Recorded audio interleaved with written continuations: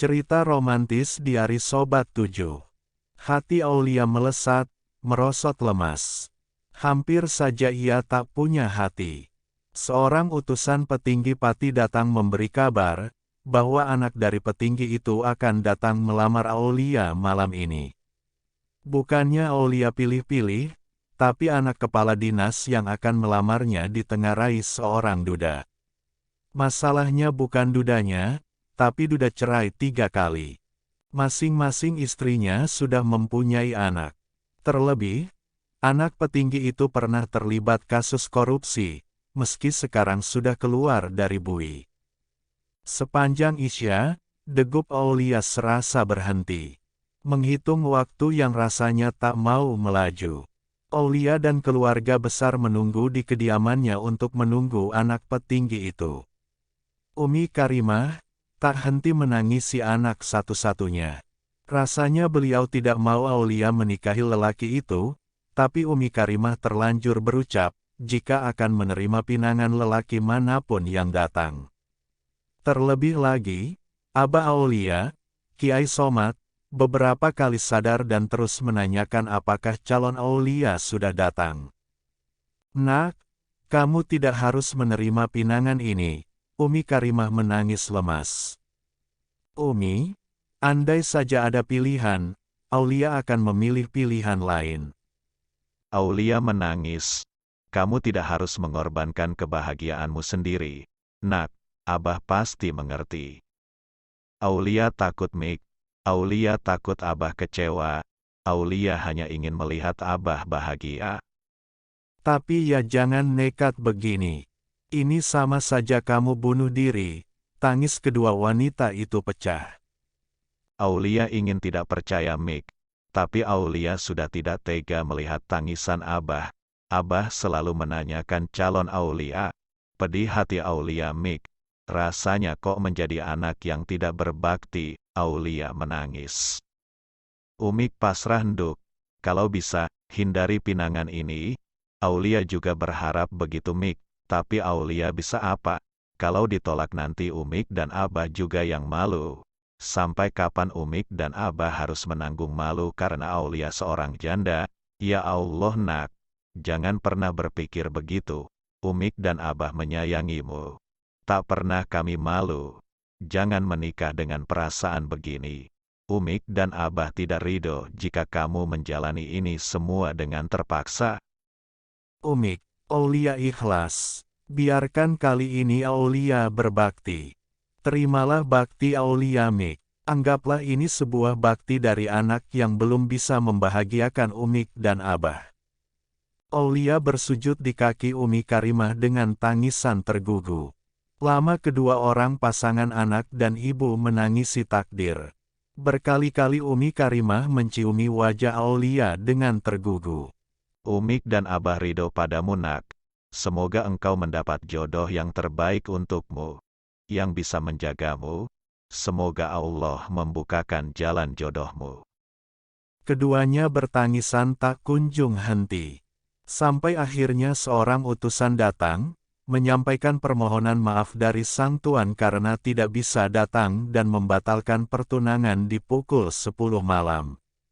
Ada kelegaan di antara keduanya. Tentu Aulia lah yang paling lega. Tapi sekarang dia bimbang, di manakah dia bisa mendapatkan calon imamnya. Hujan gerimis rintik tipis menetes di kaca mobil. Gerakan wiper seolah slow motion mengejek tangis Ikrom malam ini. Andai dia punya keberanian lebih, andai dia punya kepercayaan dirian, dia pasti sudah datang menemui Kiai Somad untuk meminta Aulia.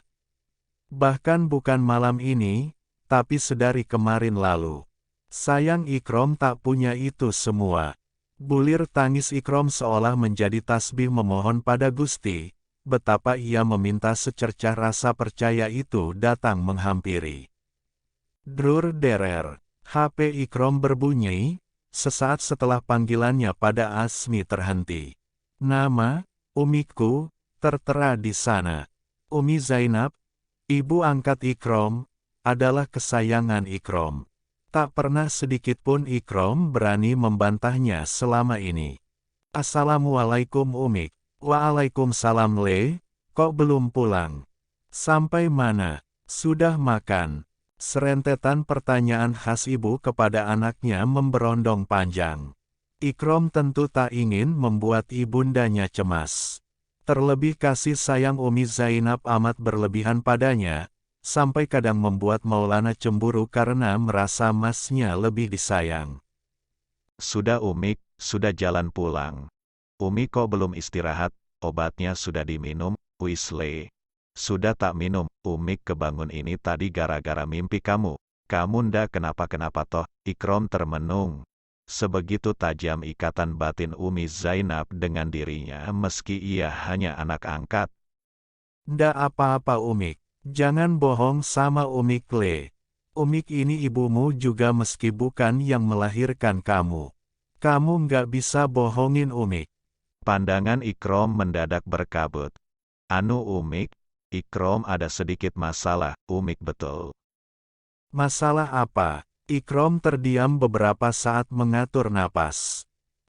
Baru saja Ikrom membuka mulutnya. Umi Zainab sudah memotongnya. Umik mimpi kamu sembunyi ketakutan Le. Perasaan kayak kamu dikejar ular besar. Ularnya sembunyi di balik pohon pisang Le.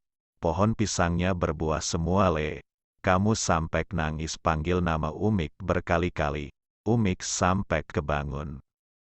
Ikrom terdiam. Dia tahu betul apa arti mimpi itu. Kamu apa sudah ada calon Krom? Ikrom kembali terhenyak. Ceritanya panjang Umik. Pendeknya, Ikrom mendapat firasat untuk melamar seseorang Mik. Malam ini harus Ikrom lamar. Tapi Ikrom bingung Mik. Ikrom ragu. Masya Allah Le, kamu kok nggak cerita Umik? Maaf Umik, ini Ikrom juga baru tahu setelah dari Kiai Ridwan Malang. Wesley, Umik juga sudah pengen lihat kamu jadi manten. Mumpung Umikmu ini masih dikasih umur Le. Umik masih pengen nimang cucu dari kamu sama istrimu. Ikrom meneteskan air mata. Emangnya siapa Le, yang akan kamu lamar? Ning Aulia, putrinya Kiai Somad. Masya Allah, Umi doakan hasil ya Le. Umik doakan lancar. Kalau kamu diminta langsung menikah turutin aja Le. Kamu nggak usah mikir nunda nikah karena nggak ada biaya. Sapinya Umik dan abahmu masih cukup buat resepsi. Kamu nggak usah mikir biaya nikahan. Nanti Umik sama abah yang nyiapkan. Ikrom menangis haru. Umik ridho Le, Umik doakan hasil Yole. Telepon itu ditutup dengan penuh haru dan ucapan hamdalah dari Ikrom bertubi-tubi. Entah keberanian dari mana. Seketika ia menyambar HP-nya kembali, dan memencet nama Asmi yang tertera di sana. Tuut, tuut, berdering, tuut, tuut. Layar Ikrom berubah tampilan, tanda panggilan diangkat. Assalamualaikum, Gus. Waalaikumsalam. Piye, sudah siap embujang seumur hidup. Nampak suara gusar Asmi di ujung telepon. Maaf Gus, saya pikir saya memang penakut. Saya takut ditolak. Saya takut dianggap lancang. Tapi rupanya saya lebih takut kehilangan dia. Suara Ikrom bergetar hebat menahan tangis. Ya, sudah yakin kamu? Sudah Gus. Saya sudah telepon Umik saya, Umik juga sudah ridho. Yo wis pinter. Tolong temani saya Gus. Asmi terdiam beberapa saat sebelum menjawab, membuat Ikrom ketar-ketir menunggu jawaban di ujung telepon. Iya, oke, tak balik. Ketemu di rumah sakit. Nggak usah mampir kemana-mana. Suara Asmi singkat dan tegas. Ikrom menghembus napas lega. Benar-benar lega. Iya Gus. Maaf merepotkan. Iya, Assalamualaikum. Waalaikumsalam. Kelegaan bertubi-tubi menghujami jantung Ikrom.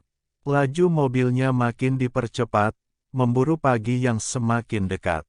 2 jam lagi menuju Pati.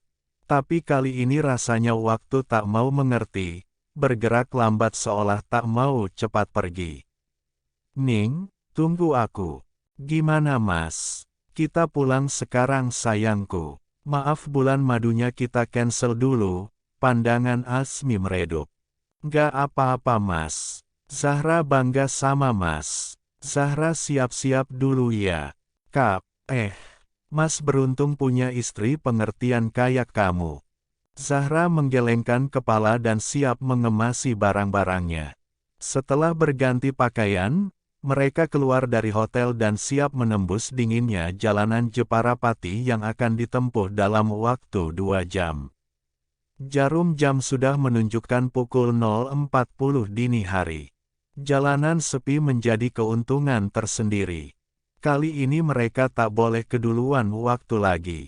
Kamu tidur ya Ning. Kamu belum istirahat sama sekali. Asmi merendahkan sandaran kursi jok Zahra. Membuatnya senyaman mungkin agar Zahra bisa tertidur. Jaket Asmi ditutupkan pada dada istrinya agar istrinya merasa hangat. Gak bisa peluk langsung. Peluk jaket Mas dulu ya. Asmi tersenyum tipis sambil menyalakan mobil. Seutas senyum Zahra melihat bagaimana suaminya amat memanjakannya. Mobil Mercedes-Benz hitam itu meluncur mulus menyusuri jalanan kota Jepara. Mobil yang awalnya meluncur perlahan, makin cepat bergerak meninggalkan kota Jepara. Bukannya terpejam, Zahra malah tak bisa tenang. Mobil Asmi yang awalnya hanya berkecepatan 60 km per jam makin cepat menjadi 100 km per jam.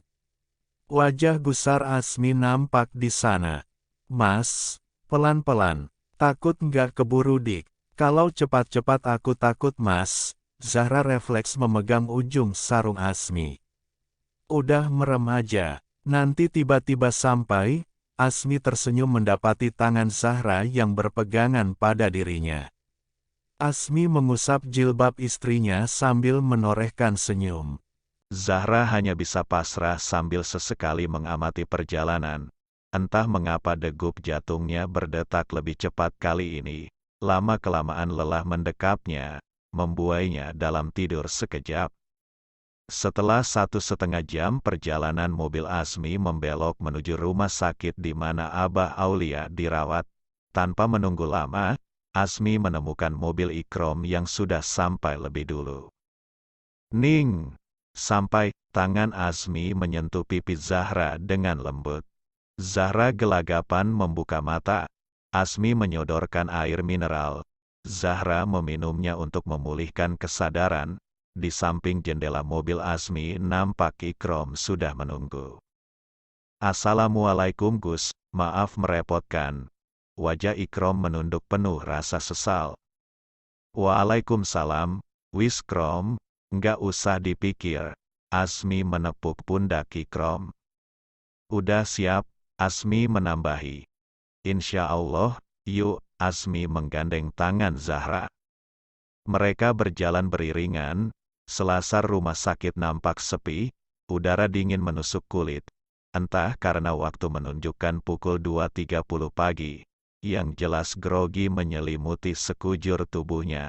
Ikrom memimpin di depan, karena dia yang tahu ruangan Abah Aulia.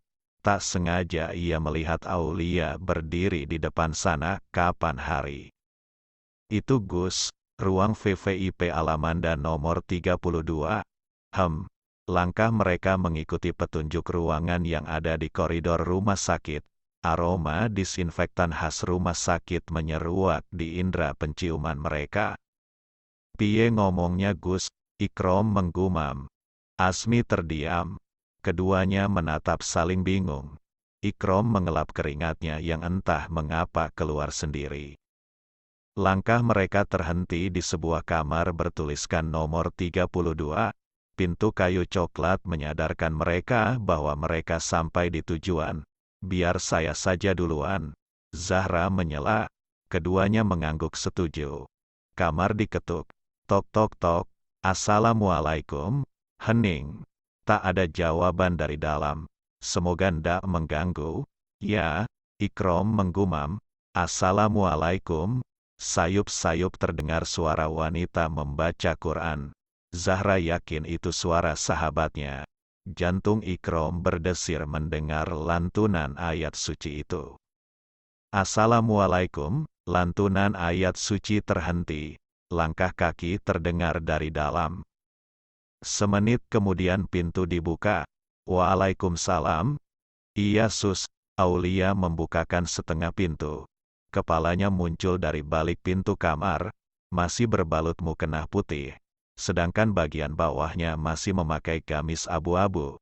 Wajahnya nampak cantik dan kalem seperti biasa. Aura istimewa khas Ning Pondok memang menjadi pembawaan kuat Ning Aulia.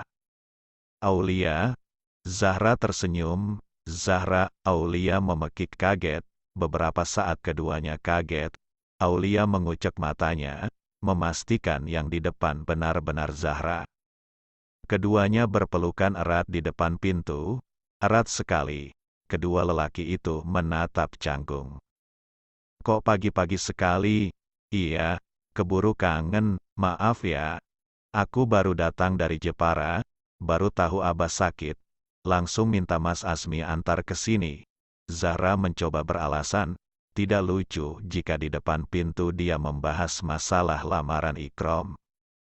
Ya Allah. Nggak apa-apa Ra. Senyum Aulia terhenti seketika menyadari adanya dua orang pria di kisaran Zahra. Aulia ganti menatap Asmi dan Ikrom dengan canggung. Ngapunten, maaf Gus Asmi, Gus Ikrom. Aulia bertambah canggung. Asmi melempar senyum. Ikrom kikuk, bingung harus bereaksi bagaimana. Monggo, silakan masuk. Aulia mempersilahkan mereka bertiga masuk. Maaf Ning, kami ganggu pagi buta begini. Asmi membuka percakapan. Iya Gus, tidak apa-apa. Aulia menundukkan pandangan seraya membukakan pintu. Ketiganya memasuki ruangan kamar itu dengan perasaannya sendiri-sendiri. Zahra dengan kesedihannya melihat Aulia yang nampak lelah lahir batin. Asmi yang sibuk menata apa yang harus ia sampaikan. Tentu Ikrom dengan perasaan carut-marut akan hatinya. Aulia sibuk melipat sajadah dan menutup Al-Quran. Segera ia melepas mukenahnya. Untunglah ia masih memakai jilbab dan gamis lengkap. Perawakannya yang nampak kurus dan dengan gamis seadanya tak sedikit pun mengurangi keanggunannya. Pandangan Ikrom, Asmi, dan Zahra tertuju pada berangkar yang tepat berada di depannya. Nampak Abah Aulia terlelap di berangkar putih dengan baju rumah sakit warna biru telur asin. Di tangannya tertancap infus. Alat bantu oksigen melingkupi hidung Kiai Somad. Beberapa alat pemantau detak jantung tertata rapi di sebelah kanan berangkar. Wajah Kiai besar itu nampak pucat dan lelah. Samar terlihat bibirnya berwarna putih dan pecah-pecah, rambut putih tipis dengan bagian depan kepala yang cenderung terkikis. Jambang yang juga ikut memutih, menambah kesan tua pada lelaki 60 tahunan itu. Tangan kanannya masih KOK, memegang tasbih dari kayu. Assalamualaikum, ketiganya mengucap salam lirih. Waalaikumsalam, suara Nyai Karimah menjawab. Nyai Karimah duduk di depan suaminya, sontak menoleh ke arah pintu. Loh, ada tamu. Mbak Zahra toh, tak kira suster. Ngapunten Umik, mengganggu. Kami baru dari Jepara, baru dengar Abah masuk rumah sakit, saya maksa Mas antar ke sini. Zahra mengulas senyum. Ndak apa nak, tambah seneng ada yang nemenin. Kalau jam segini sepi, kalau gini Umik banyak temannya malah senang. Umi Karimah menjawab ramah. Asmi dan Zahra mencium tangan Umi Karimah penuh hormat. Ini nak Asmi, ini siapa ya? Umi Karimah menyambut tangan Ikrom yang mencium tangannya takzim. Saya Ikrom Mik. Suara Ikrom pelan, nampak amat salah tingkah, putra Kiai Toha Mik. Asmi menuturkan, oalah, iya. Umik Zainab ya, dulu pas sampean hitan Umik datang lah sekarang sudah Joko. Bagus, masih Joko atau sudah punya istri Anu. Suara Ikrom terpatah. Mik, mik. Suara lemah pria terdengar, mengalihkan perhatian seisi ruangan. Dalam bah, Abah butuh apa?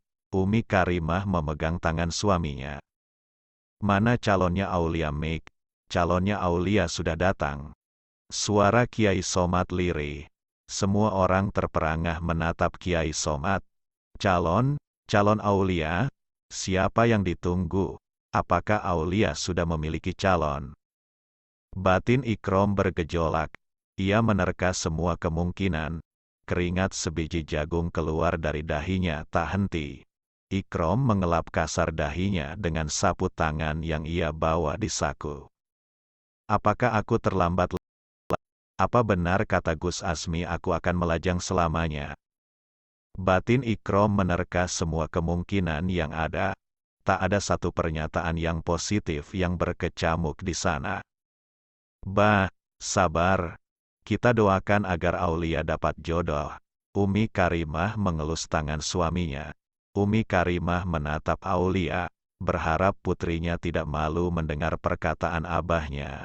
Terlebih di hadapan Asmi, Zahra, dan Ikrom. Aulia merah padam menahan malu. Segera ia pamit ke kamar mandi, berusaha menenangkan diri. Zahra dan Asmi berpandangan melihat Aulia menahan tangis. Kiai Somad kembali memejamkan mata. Mereka semua diam dalam canggung.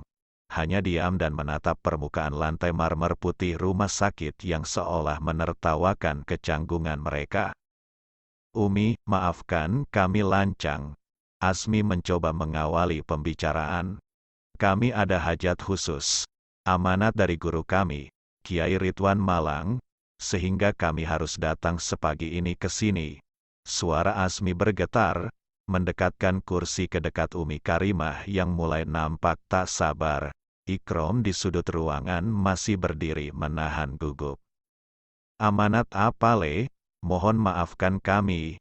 Suara Asmi terjeda.